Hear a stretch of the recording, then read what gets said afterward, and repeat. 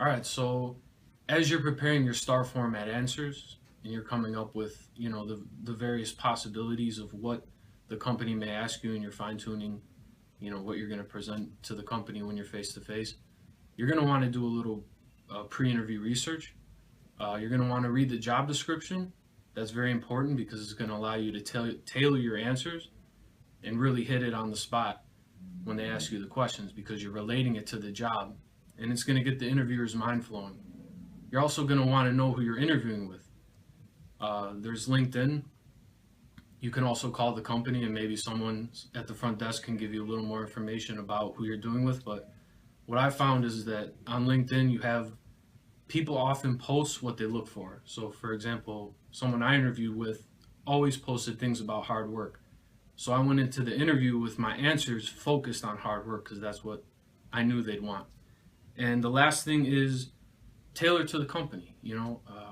A great example is Impact Networking. They sell document management, printers, hardware, as well as software. If you worked at an electronics store such as a Best Buy and you have an example that incorporates those items, there's nothing better than to give an example like that. And when you do something like that and hit it out of the park, it allows you to kind of do an assumptive close. So if you do, a wonderful, if you give a wonderful answer, you can always end it with, "Isn't that something you look for in a client?" Or, "Isn't this something that could benefit the company?" And it just gets the interviewer's mind flowing and puts you in the right position in their mind.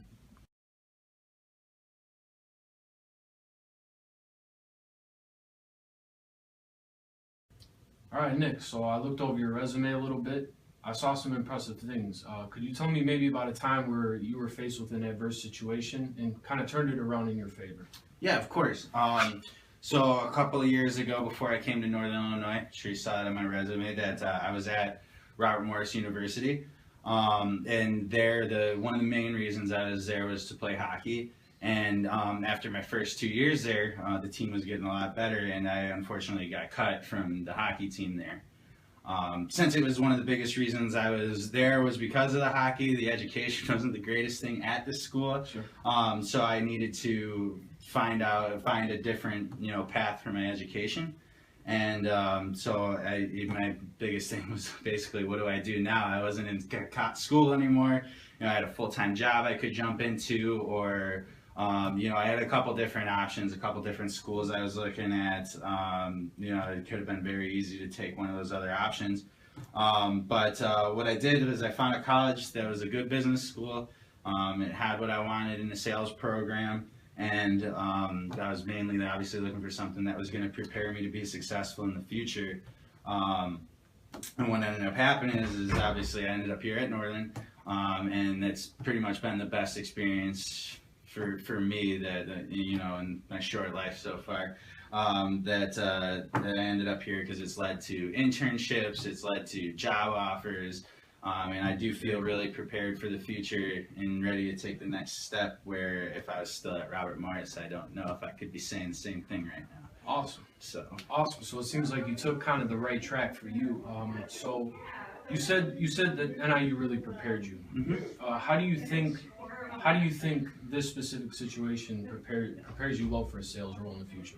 Yeah, I think this situation shows a lot of resilience, which I think you need in a sales job.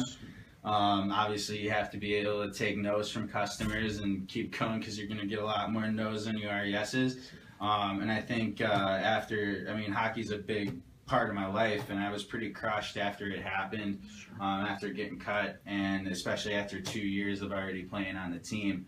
And I just, went and bounced back better, stronger. So I think it shows a lot of resilience and ability to bounce back from adverse situations. Awesome, excellent answer. Well, I heard you're doing pretty well here. Yeah, thank you. You're just scoring major goals, and it looks like you're on the right track. Thank you.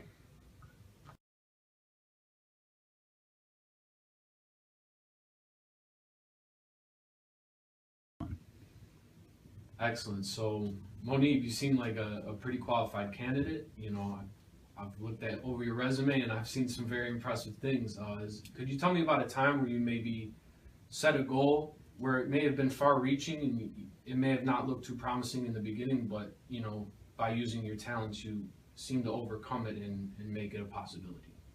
Well, one thing is hard work has always been a philosophy I live by. And when I was eighth grade in high school, or eighth grade going into high school, I found out the opportunity of a full-time scholarship that could send me to school for free. And knowing that this wasn't an option of going to school, a four-year university was an option, this was something, a goal I really wanted to achieve.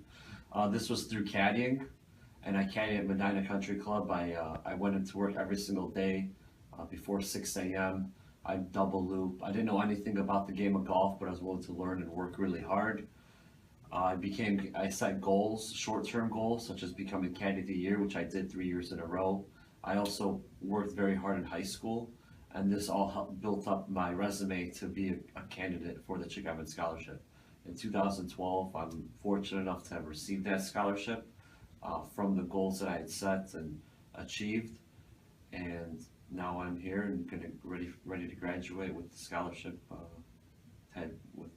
It's taken care of me. Excellent, man. That sounds like a great opportunity. Congratulations on that. Thank I'm you. sure it took a lot of hard work. It seemed like you kind of navigated a lot of adversity. So, how did that goal setting and achieving those goals, how is that going to set you up to benefit in sales? How is that going to make your sales career great? Well, you can't. You gotta find ways to get the job done. Whether it's I didn't have a car to get to work, so I had to have multiple sources of either riding my bike or finding different rides to work, making friends in the caddy shack to pick me up. Also, you just have to use your creativity to find ways to get what you want, and that also correlates with working in the sales field. Excellent. Well, congratulations on that. You seem very prepared to have a long career.